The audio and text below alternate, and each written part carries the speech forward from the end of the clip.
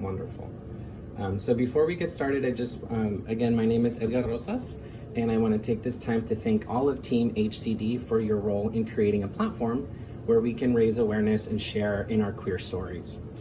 I could spend the whole hour really thanking everybody who has helped in one way or another to put this together, but certainly this is our time to come together and celebrate Pride, honor the importance of creating access to safe spaces for queer people, remembering things like Stonewall, the demonstrations against police harassment, the tragedy at Pulse nightclub in Orlando.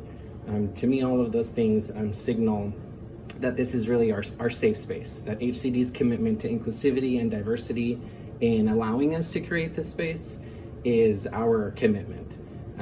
We've been allowed as a committee to work on a logo redesign. Hopefully you guys have seen it on Twitter and all over our social media. We've been able to make a book club selection for the month of June, which is scheduled to conclude later this month. So hopefully you guys have been able to get your reading started. If not, reach out to Margaret in the library. We've been able to sponsor some social media highlights, special attention to everybody attending our open mic here today. A shout out again to Trisha in the EEO office for hosting her first Can We Chat earlier this month. As Team HCD, we very much appreciate your effort and your leadership in that capacity. Thank you, Trisha. And lastly, to all of the organizational development team who's helping put together our Connecting the Dots at the end of the month. So to get us started, I wanted to quote Senator Sarah McBride from Delaware at HUD's National Fair Housing Forum in April 2021, where she says, "At the end of the day, it is difficult to hate someone whose story you know. And when we ground these conversations in our experiences, in real people, when we center the voices of LGBTQ people, the abstractions, the misconceptions, and the fears, they dissipate. And it's no longer a political issue, but rather an issue of basic human dignity."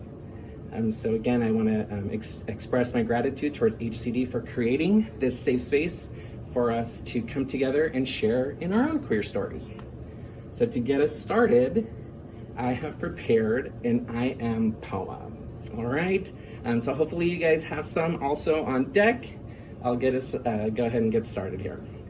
I am Edgar Saul Rosas. My pronouns are he, him, his. From border town Tijuana, Baja California parents to 25 years in Oxnard, California.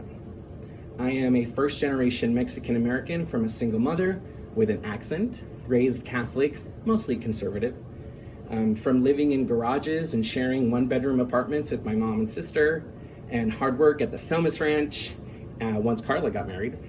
From swimming pool parties to bonfires at the beach, tamarindo candies with Chile, then singing I Will Survive and Say a Little Prayer for You at school talent shows, and basketball teams since the 4th grade. I am coming out as a gay man at 24 years old and not suffering through housing instability or losing family because they already did. I am reading Gore Vidal's The City and the Pillar and DVD sets of Will and Grace, empanadas and tamales and hot soup even on hot days. From feeling racially ambiguous in Istanbul and Cancun and Montana and Kentucky because of the color of my skin. From being able to laugh at ourselves and waving rainbow flags, chanting about getting used to queerness being here. I am proud to be a gay man and humbled by my queer experience. I am Edgar Saul Rosas. Awesome, and I think that poem was slapping, so I'm gonna put on my slap bracelet. And I think I rocked it. So we're gonna rock this.